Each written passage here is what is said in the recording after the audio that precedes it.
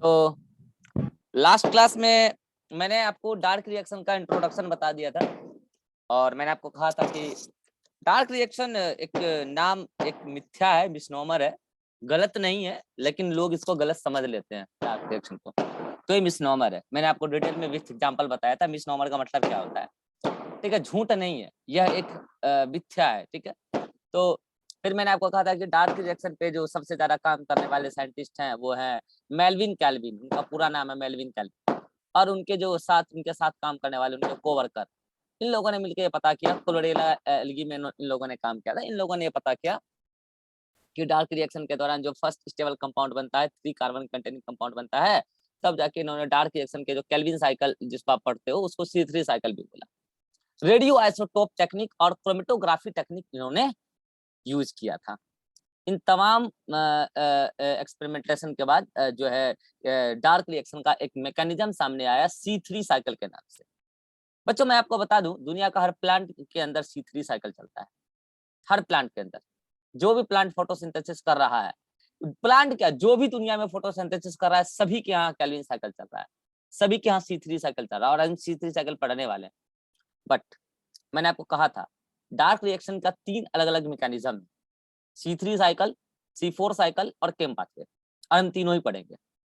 तो मन में सवाल आता है कि जब दुनिया के सभी प्लांट में C3 साइकिल मिलता है तो ये C4 और केम पाथवे क्या कर रहा है? C4 साइकिल केम पाथवे क्या कर रहा है? तो यही है डाइवर्सिटी। डाइवर्सिटी मतलब डार्क रिएक्शन के अंदर अलग अलग प्रकार का मैकेनिज्म है। C3 तो सभी में है, लेकिन C3 के साथ कुछ प्लांट में C4 साइकिल भी चल रहा है और कुछ प्लांट में C3 के साथ केम पाथवे भी चल रहा है और कुछ प्लांट में केवल C3 साइकिल चल रहा है। और इसी बिहाफ पर डार्क रिएक्शन का मैकेनिज्म 3 प्रकार का आ गया, जिसको हम कहते हैं डाइवर्सिटी इन डार्क रिएक्शन। और इस बिहाफ पे प्लांट भी 3 प्रकार के हो गए, C3 plant, C4 plant and came plant, on the basis of mechanism of photosynthesis, basically on the basis of mechanism of dark reaction। तो ये 3 प्रकार के में अब मैं बात करूं, थोड़ा सा डिस्कशन कर लूं मैं। C3, C4 और केम पाथवे, इन सभी के अंदर मैं कुछ अलग अलग सेपरेट आपसे डिस्कशन करना चाहता हूं। क्या डिस्कशन है साहब? तो मैं कुछ पॉइंट्स आपको इन तीनों में कंपैरेटिव वे में बताने वाला हूं। जैसे पहला पॉइंट्स मैं आपको बताऊंगा कि इन तीनों मैकेनिज्म के अंदर, जहां C3 चल रहा है, C4 चल रहा है, केम चल रहा है, इन तीनों मैकेनिज्म के अंदर, ठीक है, डार्क रिएक्शन में आपको पता है कि CO2 का फिक्सेशन होता है, CO2 का असिमिलेशन होता है, ऑर्गेनिक कंपाउंड का सिंथेसिस होता है, मगर उस CO2 को एक्सेप्ट कौन करता है? कौन है CO2 एक्सेप्टर? तो हम पहला पॉइंट करेंगे आपसे डिस्कशन कि CO2 एक्सेप्टर कौन है। ठीक है जी। फिर दूसरा पॉइंट हम आपसे बात करेंगे कि CO2 को जो भी एक्सेप्टर है, उसने CO2 को जो एक्सेप्ट किया, जोड़ा, this process is called as carboxylation. Carbon dioxide का जोड़ना, कार्बोक्सिलेशन। इस प्रोसेस में एंजाइम चाहिए और कार्बोक्सिलेशन प्रोसेस में इन्वॉल्व होने वाला एंजाइम कार्बोक्सिलेज कहलाता है। तो यानी कि अब हम आपसे बात करने वाले हैं कि कौन सा कार्बोक्सिलेज एंजाइम C3 साइकिल में इन्वॉल्व हो रहा है, कौन सा C4 साइकिल में और कौन सा केम पाथवे में। फिर हम आपसे ये बात करने वाले हैं कि जब कार्बोक्सिलेज एंजाइम की प्रेजेंस में CO2 को जोड़ लेगा CO2 एक्सेप्टर, तो आखिर फर्स्ट स्टेबल कंपाउंड कौन सा बनेगा? हम आपसे बात करने वाले हैं first stable compound of carboxylation reaction कौन सा बनेगा। ठीक है, देन एट लास्ट हम आपसे डिस्कस करने वाले हैं कि पूरी कार्बोक्सिलेशन प्रोसेस में, पूरी डार्क रिएक्शन में बोलो, जो पूरा C3 मैकेनिज्म है, C4 मैकेनिज्म है, केम पाथवे, जब कार्बोक्सिलेशन हो जाएगा पूरा ऑर्गेनिक कंपाउंड के बनने तक में, हम ग्लूकोज के बनने की बात करेंगे। यहाँ पे ऑर्गेनिक कंपाउंड तो कई सारे बनते हैं, ग्लूकोज के बनने की बात करेंगे कि एक ग्लूकोज बनने में, पर ग्लूकोज सिंथेसिस में कितना ATP का खर्चा होता है और कितना NADPH2 का खर्चा होता है। अब ये ATP NADPH2 कहाँ से आएगा? तो लाइटर ऑक्साइड से आएगा। तो कितना खर्चा होता है ये भी आपको मौखिक तौर पे याद होना चाहिए। अभी जो मैं 4 पॉइंट बताऊंगा ये डायरेक्ट एग्जाम में आता है, हालांकि ये सारी बातें आपको मैकेनिज्म में मैं एक्सप्लेन भी करूंगा कि यही क्यों, इतना कैसे, उतना कैसे। बट अगर आपको ये टेबल याद हो जाएगा तो मानिए कि आपका डार्क रिएक्शन का सारा क्वेश्चन सॉल्व हो जाएगा। तो चलिए एक एक करके अब हम टेबल की चीजों को क्लियर करते हैं। C3 साइकिल अभी आपको पढ़ाएंगे हम, C3 साइकिल डिटेल में कल पढ़ाएंगे, C4 फिर पढ़ाएंगे क्या। C3 साइकिल में जो CO2 एक्सेप्टर होता है वो होता है RUBP। क्या होता है? RUBP। नाम क्या है इसका? राइबोलोज बिसफॉस्फेट। और बच्चों मैं आपको बता दूं ये 5 कार्बन कंटेनिंग कंपाउंड है, 5 कार्बन होते हैं इसके पास, ऑर्गेनिक कंपाउंड है, 5 carbon containing compound, RUBP राइबोलोज bisphosphate, यानी कि राइबोलोज शुगर में आपको मैंने राइबोलोज शुगर बताया था बायोमोलिक्यूल्स में, अगर आपको याद हो, 2 को फॉस्फेट शुगर जोड़े गए, 2 को फॉस्फेट जोड़े गए उस पेंटोज शुगर में, ठीक है। ये तो हुआ किसमें, C3 साइकिल में। अब आते हैं किसमें, C4 साइकिल और कैम पाथवे में। तो C4 साइकिल और कैम पाथवे में 2 CO2 एक्सेप्टर है, एक तो है PP, फुल फॉर्म क्या है, फॉस्फोइनोल पायरुवेट, ये होता है 3 कार्बन कंटेनिंग कंपाउंड, और एक है वही RUBP, और आपको पता है कि RUBP होता है 5 carbon containing compound. In the same way CAM pathway में भी 2 CO2 एक्सेप्टर है, एक PP फॉस्फोइनोल पायरुवेट या उसी का नाम है फॉस्फोइनोल पायरुविक एसिड, और आपको पता है कि 3 कार्बन कंटेनिंग कंपाउंड होता है। और यहाँ पे एक और CO2 एक्सेप्टर है जिसका नाम है वही RUBP राइबोलोज बिसफॉस्फेट, और आपको पता है कि 5 कार्बन कंटेनिंग कंपाउंड होता है। अब आपके मन में डाउट आएगा कि सर C3 साइकिल में एक ही CO2 एक्सेप्टर है RUBP, वहां पे कोई डाउट नहीं है। C4 और कैम में ये 2 CO2 एक्सेप्टर क्या कर रहे हैं, RUBP तो इन दोनों में भी है, हेलो, RUBP तो इन दोनों में भी है, क्यों, आपको कारण समझ में आ गया होगा। मैंने अभी आपको बोला जिन प्लांट में C4 साइकिल और कैम पाथवे चल रहा है उसमें भी C3 साइकिल चल रहा है, तो C3 की चीजें तो सभी में होगी। फिर ये एक्स्ट्रा क्या आया है, PP फॉस्फोइनोल पायरुवेट, जो 3 कार्बन कंटेनिंग कंपाउंड है। तो मन में आता है क्या दोनों एट अ टाइम CO2 को जोड़ेगा, नहीं, एक समय पे एक ही CO2 को जोड़ेगा, पहले एक जोड़ेगा फिर बाद में दूसरा जोड़ेगा। तो जो पहले जोड़ेगा उसको बोलते हैं प्राइमरी CO2 एक्सेप्टर। और बच्चों मैं आपको बता दूं C4 पाथवे हो या कैम पाथवे हो, प्राइमरी CO2 एक्सेप्टर PP है, ये है प्राइमरी मतलब 1 डिग्री, ये है प्राइमरी CO2 एक्सेप्टर। याद कैसे रखोगे, प्राइमरी कौन है, P4 primary, P4 phosphoenol pyruvate primary CO2, और ये है सेकेंडरी, ये सेकेंडरी CO2 एक्सेप्टर, बाद वाला, बाद में वो CO2 एक्सेप्ट करेगा। कैसे मैकेनिज्म में पता चल जाएगा, अभी बातों को याद रखो, डायरेक्ट एक एक करके मैकेनिज्म पढ़ेंगे सभी का। और C3 में तो खर्च चक्कर ही नहीं है, वहां तो एक ही CO2 एक्सेप्टर है। चलिए, अगर आपको ये याद है कि किसका CO2 एक्सेप्टर कौन है, तो आपको एंजाइम भी याद हो जाएगा, फिर तो एंजाइम में कोई दिक्कत ही नहीं है। बच्चों मैं आपको बता दूं RUBP के साथ CO2 को जोड़ेंगे, प्रोसेस कहलाएगा कार्बोक्सिलेशन ऑफ RUBP, और इसके लिए एंजाइम चाहिए रुबिस्को, इसके लिए एंजाइम चाहिए रुबिस्को। फुल फॉर्म बता देता हूँ, सुना ध्यान से, रेबुलोज बिसफॉस्फेट कार्बोक्सिलेज ऑब्लिक ऑक्सीजिनेज, यानी कि ये ऐसा एंजाइम है जो कार्बोक्सिलेज भी करा सकता है, और कार्बोक्सिलेशन रिएक्शन भी करा सकता है, और ऑक्सीजनेशन रिएक्शन भी करा सकता है। किसका, तो राइबोलेज बिसफॉस्फेट का, इसलिए एंजाइम का क्या नाम पड़ा, रुबिस्को, ये एंजाइम है। अब आप कहोगे सर आप कह रहे हैं कि डार्क रिएक्शन में CO2 का एडिशन होता है, तो ये ऑक्सीजन का एडिशन कहाँ से आ गया।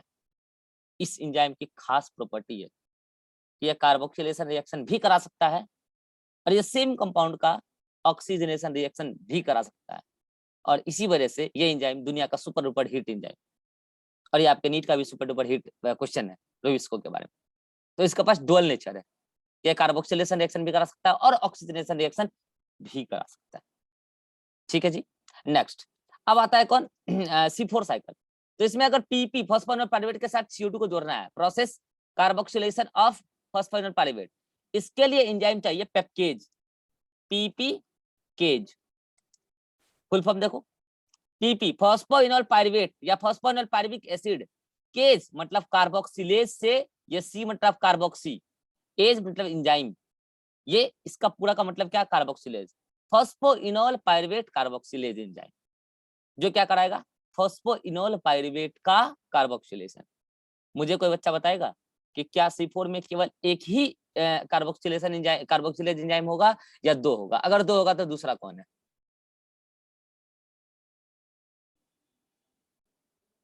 अगर 2 है तो दूसरा कौन है, क्या 2 होगा या एक ही होगा, सो गए दोनों, दो दो होगा। 2 होगा, तो दूसरा कौन होगा, कौन होगा, रुबिस्को, बहुत बढ़िया, रुबिस्को, क्योंकि दूसरा CO2 एक्सेप्टर कौन है, RUBP। अब इसके बारे में ज्यादा चर्चा नहीं करनी है, आपको समझ में आ ही रहा होगा। देन ऐसा ही कैम पाथवे, इसमें CO2 एक्सेप्टर एक कौन होगा, पेप्केज, सॉरी कार्बोक्सिलेशन वाला एंजाइम, कार्बोक्सिलेज पेप्केज, और दूसरा कौन है, रुबिस्को। तो बोलो एंजाइम का नाम क्लियर है, अगर ये सब मैं आपको छोटी मोटी बात सिखा रहा हूँ ABCD, फिर तो एकदम प्रोसेस एक बार में शुरू में खत्म कर देंगे। चलिए अब देखिए यहाँ क्या है कि RuBP के साथ CO2 जोड़ा जाएगा in presence of Rubisco enzyme. तो जहाँ फर्स्ट स्टेबल कंपाउंड बनेगा तो आपको लग रहा होगा कि सर 5 कार्बन वाला कंपाउंड है, एक CO2 जोड़ेंगे तो कोई first stable compound 3 carbon containing compound, sorry 6 carbon containing compound बनना चाहिए, ऐसा लग रहा होगा। अरे ऐसा लग रहा होगा ना, लेकिन ऐसा नहीं। ऐसा ही केल्विन को भी लगा था और कई सारों एक्सपेरिमेंट के बाद उनकी जिंदगी की ऐसी तैसी करने के बाद उनको पता चला कि 6 कार्बन कंटेनिंग कंपाउंड तो स्टेबल प्रोडक्ट होता ही नहीं है, तुरंत टूट जाता है 2 molecule of 3 carbon containing compound known as phosphoglyceric acid PGA। Phosphoglyceraldehyde बोलो या फॉस्फोग्लिसरिक, नहीं फॉस्फोग्लिसरिक एसिड, नॉट अभी एल्डिहाइड नहीं, acid, phosphoglyceric acid PGA, phosphoglyceric acid, and this is 3 carbon containing compound. Actual में जब ये 5 कार्बन के साथ CO2 जुड़ता है, अभी आपको मैकेनिज्म हम पढ़ाएंगे, तो एक्चुअल में पहले 6 कार्बन कंटेनिंग कंपाउंड ही बनता है और वो होता है 2 कार्बोक्सी 3 कीटो रिबिटोल बिसफॉस्फेट, वो 6 कार्बन कंटेनिंग कंपाउंड होता है और वो तुरंत ब्रेक हो जाता है 2 मॉलिक्यूल ऑफ फॉस्फोग्लिसरिक एसिड में। तो स्टेबल कंपाउंड कौन है? स्टेबल है भाई PGA। चलो अब इधर आ जाओ, जब यहाँ पे इस 3 कार्बन कंटेनिंग कंपाउंड के साथ एक CO2 जुड़ेगा तो मुझे बताओ जो फर्स्ट स्टेबल कंपाउंड बनेगा उसमें कितना कार्बन होना चाहिए? बोलो सृष्टि, कितना कार्बन होना चाहिए उसमें? सर एक बार और बोल दीजिए, कितना होना चाहिए? सर एक बार और बोल दीजिए। जब इस 3 कार्बन कंटेनिंग कंपाउंड में एक CO2 जुड़ेगा तो जो स्टेबल कंपाउंड बनेगा उसमें कितना कार्बन होना चाहिए? 4 carbon. 4 carbon, and that 4 carbon containing compound is oxaloacetic acid OAA, oxaloacetic acid, और यहाँ पे oxaloacetic acid ही बनता है, ठीक है। एंड ये सुनना ध्यान से, मैं क्या कह रहा हूँ कि प्राइमरी CO2 एक्सेप्टर जब पेप्केज है, सिर्फ PP है और एंजाइम पेप्केज है, तो जो पहला स्टेप है, हम तो फर्स्ट की बात कर रहे हैं ना, इसलिए यहाँ पे बगल में PGA मत लिख देना, नहीं होगा, हम फर्स्ट की बात कर रहे हैं भैया। First stable compound of carboxylation कौन है?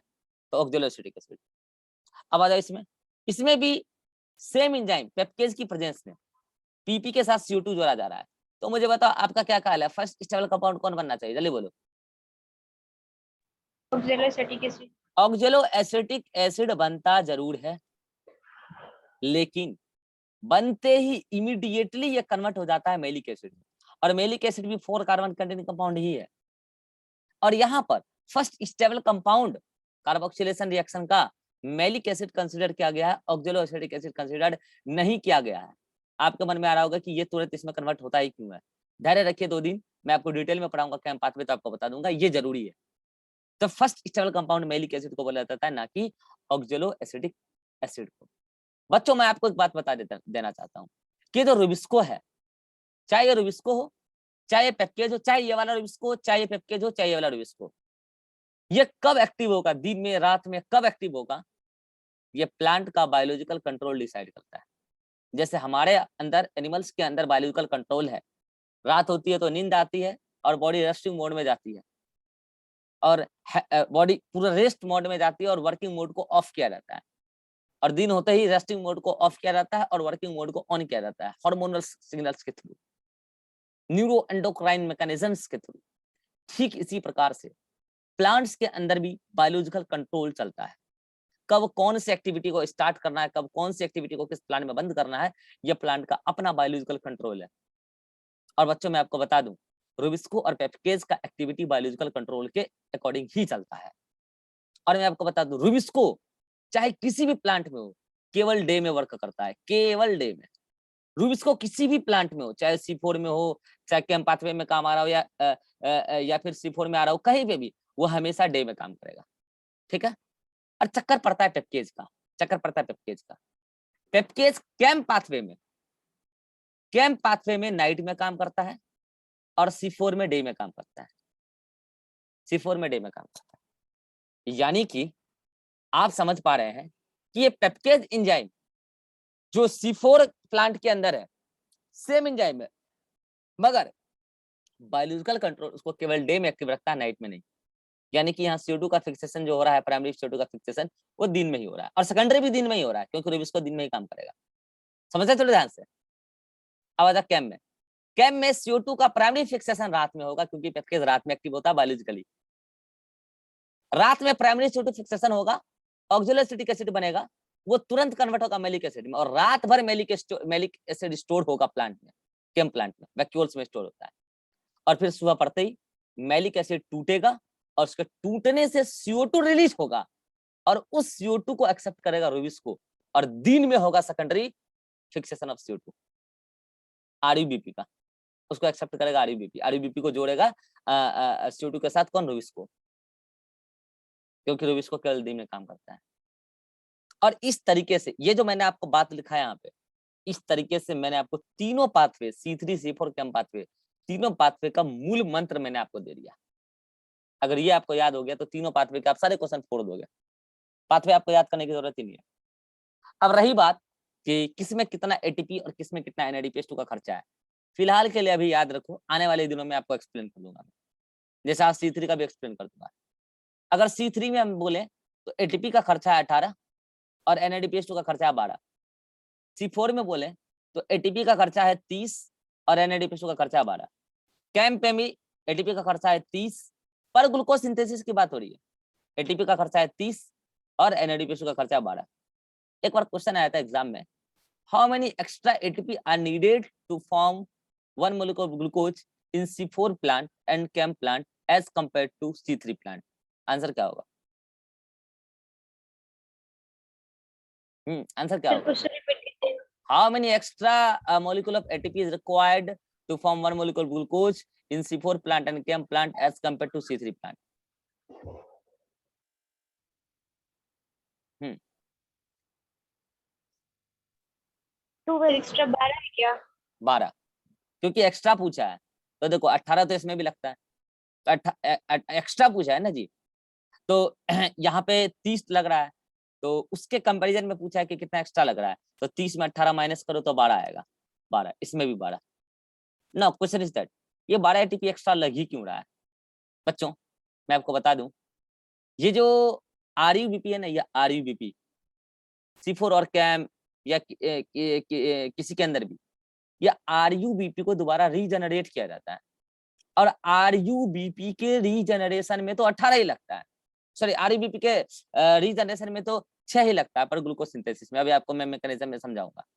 तो वो ओवरऑल 18 तो तीनों में कॉमन है, RUBP तो वैसे रीजनरेट हो जाएगा, बट बात हो रही है PEP के रीजनरेशन की, कि दोबारा PEP कैसे रीजनरेट होगा, तो उसके रीजनरेशन में 12 ATP एक्स्ट्रा और लगेगा PEP के रीजनरेशन में, and that's why toward extra ATP required per glucose synthesis in C4 and CAM plant for the regeneration of PEP, phosphoenol pyruvate, क्योंकि PEP को दोबारा रीजनरेट कराना है, फिर अगला CO2 फिक्सेशन भी तो कराना है।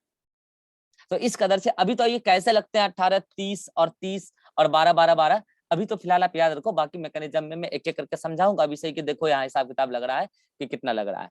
अगर आपको ये टेबल याद है तो यकीन मानिए कि आपको मैकेनिज्म में कोई खास दिक्कत होने वाली है ही नहीं।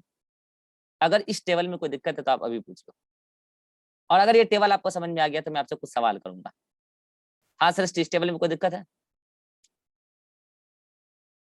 No sir. Ribha, no sir.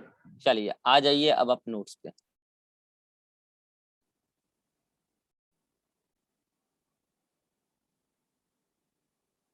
हाँ तो ये देख लीजिए।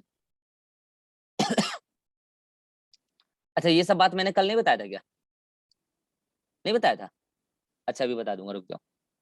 तो ये देखो diversity in mechanism of dark reaction, यही टेबल मैंने अभी आपको बताया है, ठीक है?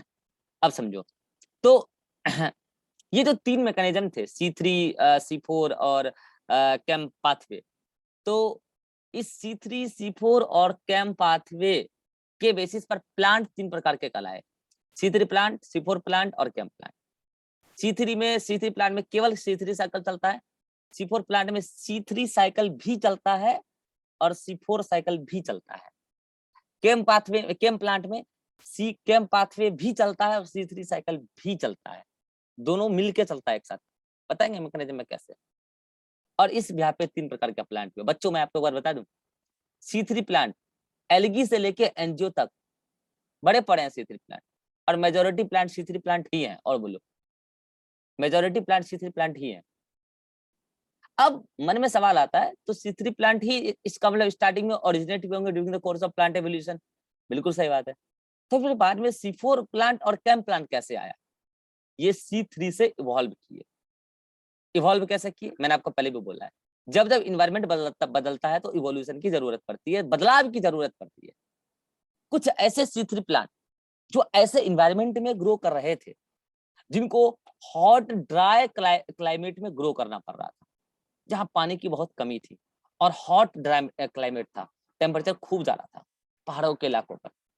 वहां पर जो प्लांट C3 प्लांट उग रहे थे, उनको बहुत समस्या फेस करनी पड़ रही थी, और उस समस्या का नाम था transpiration, water loss in the form of vapour through the stomata of leaf and sometimes stem also. Stomata के थ्रू क्या हो रहा था? वाटर का वेपर के फॉर्म में लॉस हो रहा था। तो प्लांट ने अपनाया, क्या अपनाया? अलग तरीका कि हम इस ट्रांसपायरेटरी वाटर लॉस को कैसे रोकें, और उसको रोकने के चक्कर में डार्क रिएक्शन का नया मैकेनिज्म तैयार किया उन्होंने। कहा C3 तो चलेगा ही, लेकिन उसके साथ C4 साइकिल का इंटरमीडिएट चलेगा। उसने तो ये तरीका अपनाया जी, C4 वाले ने। और C4 वाले के साथ एक समस्या और थी, फोटो रेस्पिरेशन। इस चीजों से वो बचने के लिए, फोटो रेस्पिरेशन जैसी चीजों से बचने के लिए और ट्रांसपायरेटरी वाटर लॉस से जैसी चीजों से बचने के लिए उन्होंने क्या अपनाया, इस मैकेनिज्म को कैसे अलग किया?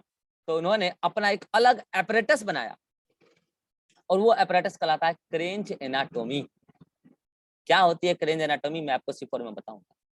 उन्होंने मीजोफिल सेल का एक खास अरेंजमेंट तैयार किया, और ऐसा अरेंजमेंट तैयार किया कि ट्रांसपायरेटरी वाटर लॉस भी कम हो गया, और उनका जो एक समस्या था फोटो रेस्पिरेशन, पढ़ाएंगे समस्या क्यों है, ये भी सॉल्व हो। ये तो वाकई इसमें C4। फिर कैम प्लांट के साथ क्या समस्या था? आज जिसको आप कैम प्लांट कहते हो, तो कुछ ऐसे C3 प्लांट जो हॉट एंड ड्राई क्लाइमेट में उग तो रहे थे, उनके साथ समस्या था केवल ट्रांसपायरेटरी वाटर लॉस का, खूब हो रहा था, और ड्राई क्लाइमेट में उगते थे। तो उन्होंने क्या किया? उन्होंने सोचा ट्रांसपायरेशन होता है दिन में, जब टेम्परेचर होता है खूब, और ट्रांसपायरेशन तब होगा ना जब स्टोमेटा खुलेगा। उन्होंने कहा दिन में स्टोमेटा खोलेंगे नहीं, रात को खोलेंगे। ऐसे स्टोमेटा को कहते हैं स्कोटो एक्टिव स्टोमेटा, जो दिन को नहीं खुलते हैं, रात को खुलते हैं और दिन को बंद रहते हैं। अदरवाइज नॉर्मल स्टोमेटा रात को बंद होती है, दिन को खुलती है। लेकिन इन प्लांट के अंदर इन्होंने अलग ही तरीका अपना लिया, रात को नहीं खोलेंगे क्योंकि इनका ट्रांसपायरेटरी वाटर लॉस ज्यादा हो रहा था, और इस तरीके से कैम प्लांट ने अपना ट्रांसपायरेटरी वाटर लॉस मिनिमाइज कर दिया। नाउ इस तरीके से C3 प्लांट से C4 प्लांट और कैम प्लांट तो इवॉल्व हो गए। मन में आता है कि कौन कौन से प्लांट C3 में, मैं कहा ना एलजीओ से एलगी से लेकर एनजीओ तक बड़े पड़े हैं। नाउ C4 कौन कौन है? तो यहाँ पे देखो मैंने पूरा लिख दिया है। मोस्टली जिम्नोस्पर्म कैम प्लांट है, कैम के बारे में बता रहे, और कुछ एनजीओ भी है। अच्छा, C4 का ये मैंने नोट्स में सही कर दिया है, लिख लेना नोट्स में मैंने सही कर दिया है। C4 कौन है? तो C4 केवल एनजीओ है, और एनजीओ में भी केवल monocot, mostly monocot, few dicot. अब मैं आपको बताता हूँ एक्चुअल में ये C3 से जो कैम प्लांट और C4 प्लांट बना है, केवल वही प्लांट मॉडिफाई हुए जिनको प्रॉब्लम थी, और जिनको प्रॉब्लम नहीं थी उनको मॉडिफाई होने की जरूरत ही क्या है भैया? जब समस्या नहीं तो क्यों बदलाव लाए? तो कैम प्लांट कौन बने? ऐसे प्लांट C3 प्लांट जो उग रहे थे ऐसे कंडीशन में जहां ट्रांसपोर्टेड वाटर लॉस बहुत ज्यादा हो रहा था, हॉट एंड ड्राई क्लाइमेट। और वो कौन थे भैया? तो पहाड़ों पे उगने वाले। और वो कौन थे? तो जिम्नोस्पर्म, मोस्टली जिम्नोस्पर्म और फ्यू एंजियोस्पर्म। और कौन है मोस्टली जिम्नोस्पर्म में? तो मैं आपको बताऊंगा जिम्नोस्पर्म जब पढ़ाऊंगा। तो जिम्नोस्पर्म का एक ऑर्डर है नीटल्स, जी साइलेंट रहता है यहाँ पे, GNETLES, नीटल्स। और नीटल्स के कई सारे प्लांट हैं, तो उन सब के अंदर, नीटल्स ऑर्डर के अंदर जितने भी प्लांट हैं वो सब कैम प्लांट है। उन सब ने अपने लीफ में एस्कोटो एक्टिव स्टोमेटा को डेवलप करा दिया, और एस्कोटो एक्टिव स्टोमेटा रात को खुलते थे, CO2 भर भर के रखते थे, बनता था रात को क्या? ऑक्सैलोएसिटिक एसिड, CO2 भरने से, और वो तुरंत मैलिक एसिड में कन्वर्ट होता था, और रात भर मैलिक एसिड स्टोर होता था।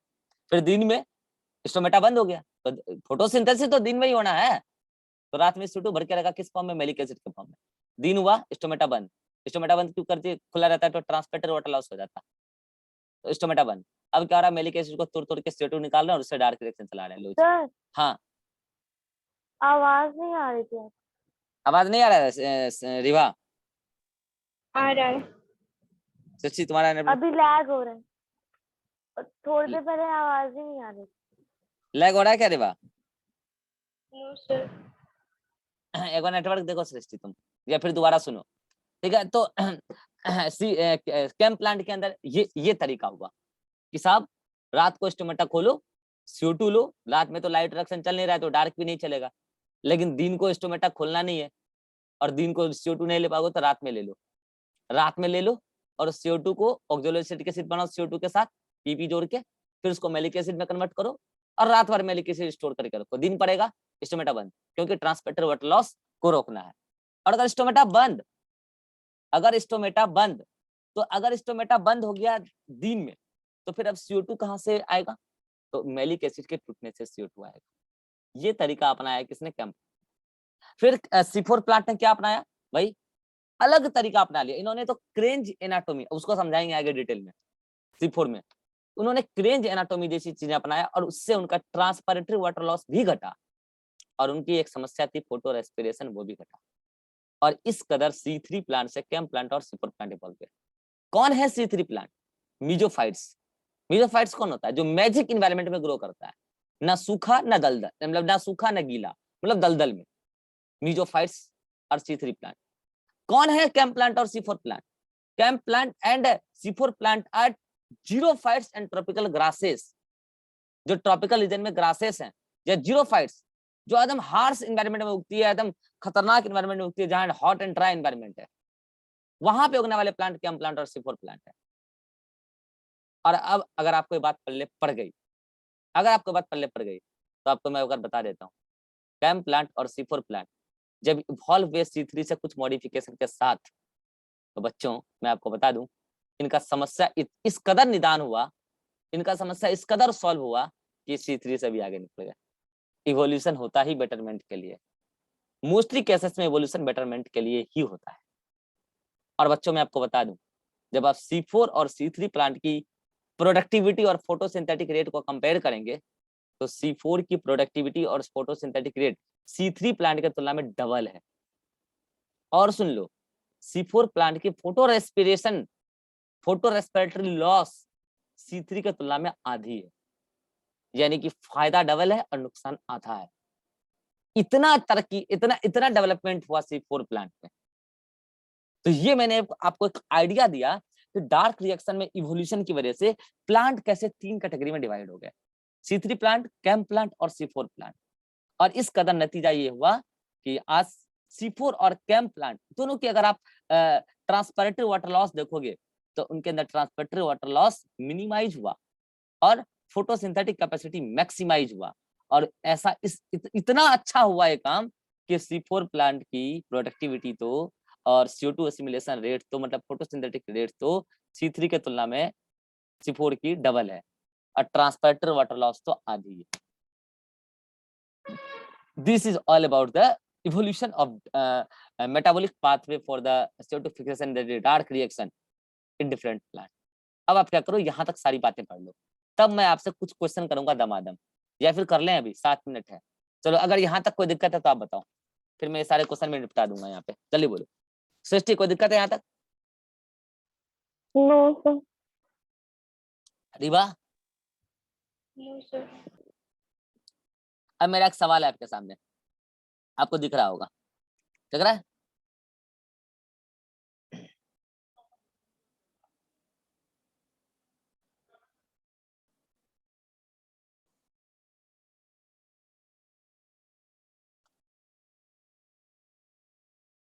लो सवाल दिख रहा है। Why oxaloacetic acid is not first stable product of CO2 fixation in CAM plant? मैंने आपको क्या बोला कि CAM प्लांट में फर्स्ट स्टेबल प्रोडक्ट कौन है? मैलिक एसिड, ऑक्सैलोएसिटिक एसिड नहीं है, जबकि बनता पहले वही होता है, वो पहले बनता वही है। तो वो क्यों नहीं है फर्स्ट स्टेबल कंपाउंड? जल्दी बोलो, अगर आंसर आता है फटाफट बोलो। बता चुका हूं आपको।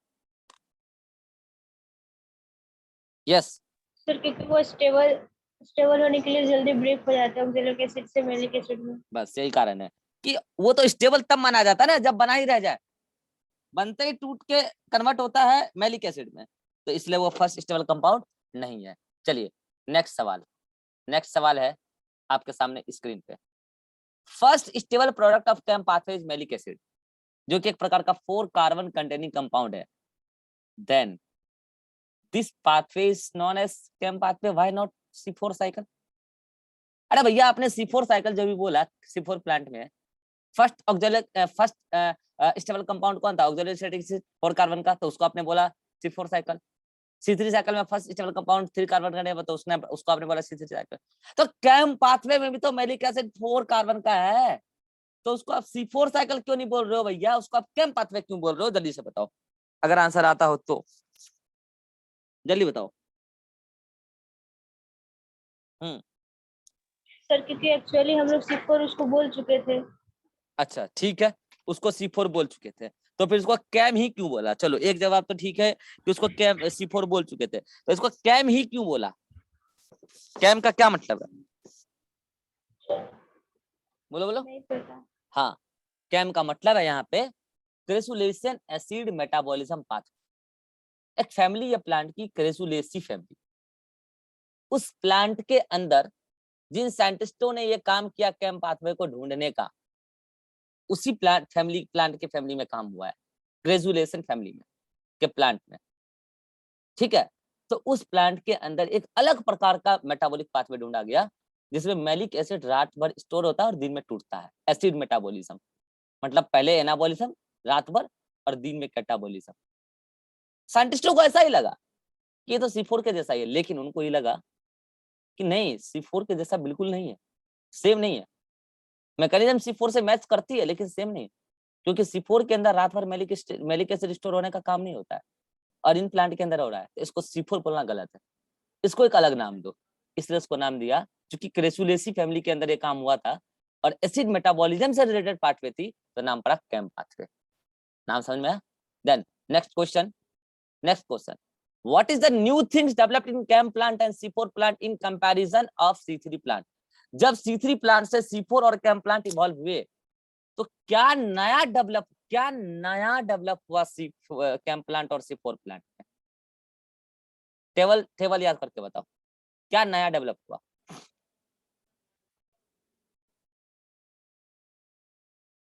सोच के बताओ।